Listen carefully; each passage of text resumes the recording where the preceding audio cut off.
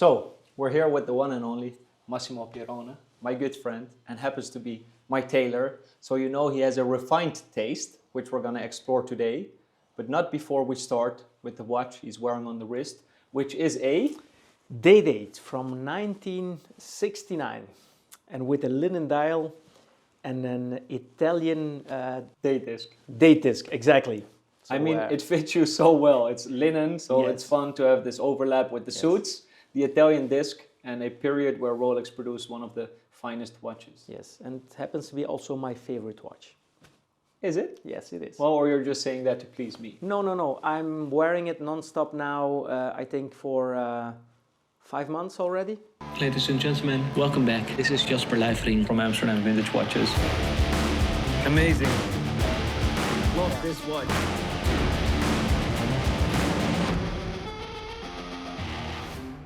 But it isn't your first watch, right? It isn't my first What watch. was no. your first luxury watch, or your first watch as a whole? My first watch, luxury watch or normal watch? Either, both.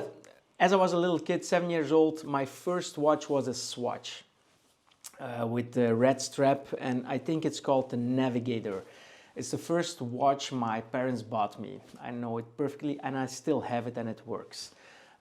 There was a passion also for watches when I was a little kid. When we went to Italy, I bought every year one new watch, and it was the Swatch. And so I built on a nice collection. Afterwards, I bought the more wanted ones, like the Grand Prix, the Neo Wave.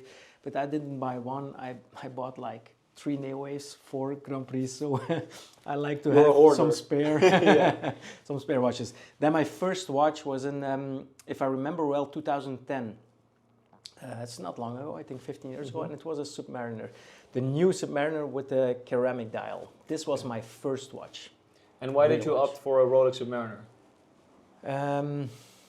First of all, I'm a Rolex fan, and this was like the first made Rolex that I saw in the old James Bond movies maybe, and this was a watch that gives me emotion. So I don't buy it because it's the name or it's luxury. I buy it because it gives me emotion. The feeling. Yes, yeah. And it was the renewed version of it. So it was like the new bracelet, the new bezel, everything. the new closure of the bracelet, the ceramic bezel. So it was really intriguing to buy that kind of watch. But then I'm very interested because it's a very sporty watch. I see this gentleman, always the best dressed gentleman in the room. Grazie.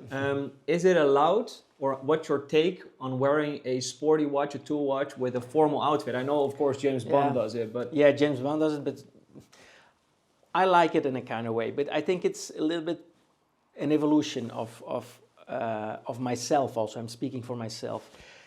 For a suit, I wouldn't wear these days like a sport or tool watch. But you do wear a Swatch with your suits. Yes, I do wear a Swatch to break or to have like, you can break some rules. Yeah. And with a Swatch is something like people don't understand, or 95% of people don't understand the Swatch I'm wearing, but it has a meaning, the Swatch I'm wearing. So it's like a sport watch. When I was younger, I wore often the Submariner with a suit. Okay. It was my only watch. That's why maybe. But I think it's for now, I'm getting not older, but a little bit older, and there's an evolution, and I understand better the watches, and I know for when to wear the sports and when not to wear the sports. Yeah, so for example, if you take a look at pairing your outfit with your watches, what are things you have to take in mind? Like consider the colors or the sizing, metals? Colors, sizing, leather strap, the classic ones. I think the classic ones are always for, and the size of the watch. So what would you suppose? Because I'm wearing a Cartier a Cartier Gouvernail. This is a very, very small watch. Yes. It is supposed to be a lady's watch. Yeah. But just like you wear the Swatch to break it up a little bit, you know, to what AP says, to break the rules, you must first master them. Yes, exactly. And I feel like you master the rules of Sartorialism. So then you can have this playful twist with the Swatch. Yes, or the exactly. playful twist with a beautiful tie, but with the quirky little car on it. You know, then it's fun. Yeah. I have the same with the sizing. So for me, it's a statement to wear a very small watch. Okay. In this case, this Cartier helmet, or like the Italians say, the timone. So regarding the suits and the watches, how do you think the sizing fits well?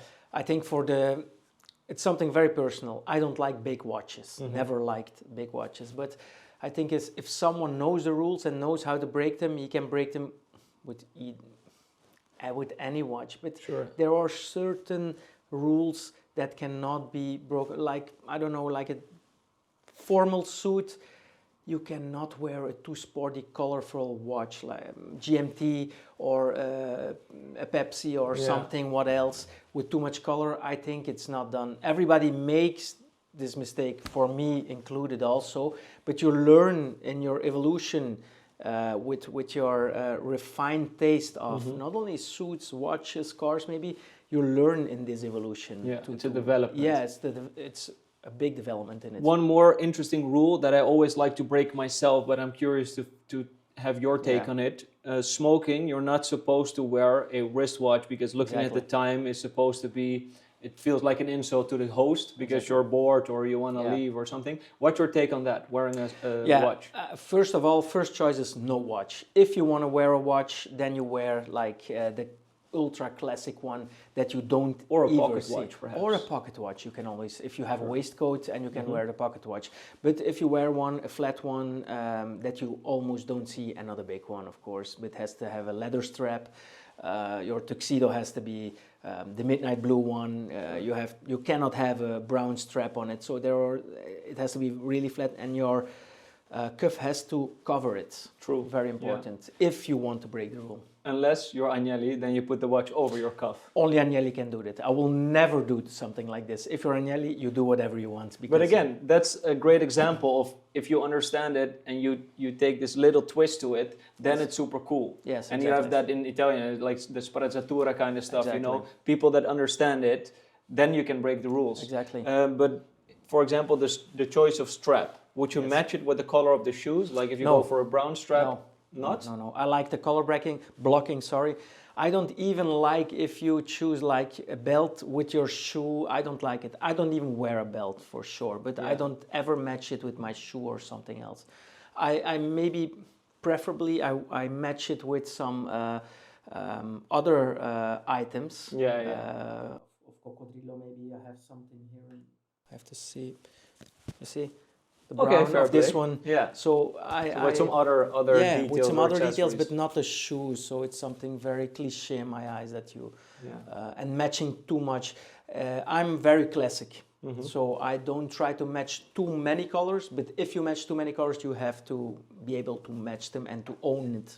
Yeah. It's the same. I do feel though. I feel very uncomfortable wearing a gold watch and then wearing steel details. Like, for example, if I have a gold watch, I want gold glasses and I want gold cufflinks. I can't take it if it's a steel watch and then gold cufflinks or stuff like 100% agree. 100% agree. A gold ring that you're wearing with you cannot wear a platina ring with a golden colored cufflinks and a gold watch. No, it has to match. This is a very important, and I agree 100%. Watch, ring, cufflink, glasses.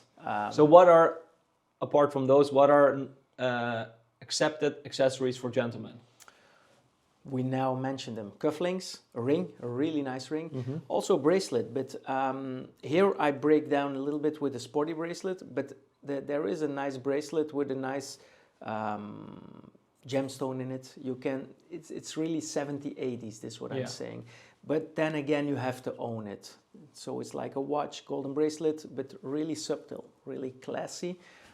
Maybe if you watch also the old American mobster movies, you see that they wear a golden bracelet in it. A collar pin, for example, is perfectly possible as an accessory. A pin is also a lapel pin or something like this is perfectly...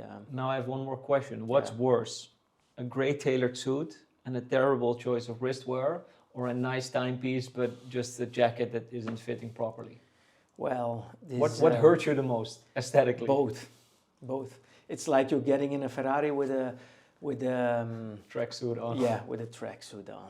Okay, fair play. So you have to nail it both. Yes, you have to nail it both, and I think it's also a lifestyle, because if you have a nice suit, you have the nice watch. You have the nice watch, you have the nice car. You have a nice car, you go in the right places for the quality food, and it's the craftsmanship that is the total picture of it. Yeah, it overlaps. You know, in Sartorialism, you have a lot of stuff that you see in watches, the eye for detail, the craftsmanship, Exactly. the history. Exactly. And I see your clients also understand that very well, because what I love is every time Massimo has a client in that has a vintage watch, he sends me a picture with the client, and I see some watches passing by like 24.99s, vintage Ellipse that we're the vintage discussing Ellipse, right now. exactly. You love the Ellipse, yes, right? I love the Ellipse.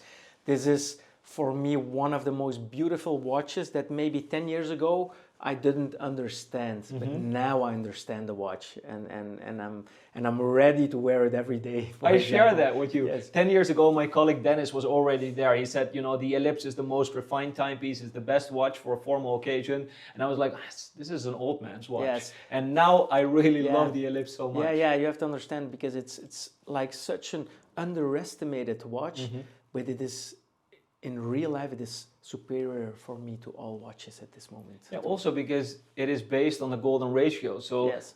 Proportionally, which is very important in your business, proportions are just spot on. And Yes. it just feeds the eye, and it's just a joy to watch. It's not a needle in the eye. You see it. It's a compromise with everything. It's an elegant watch for a gentleman. It's class, and it says a lot about the person. Well said. Thank you so much for watching. I hope you enjoyed the watch talk. Make sure you follow Massimo Pirrone, but probably Grazie you mille. do already. And if you want a nice suit, you have to be in Antwerp with this gentleman. Grazie mille. Grazie a te. Grazie.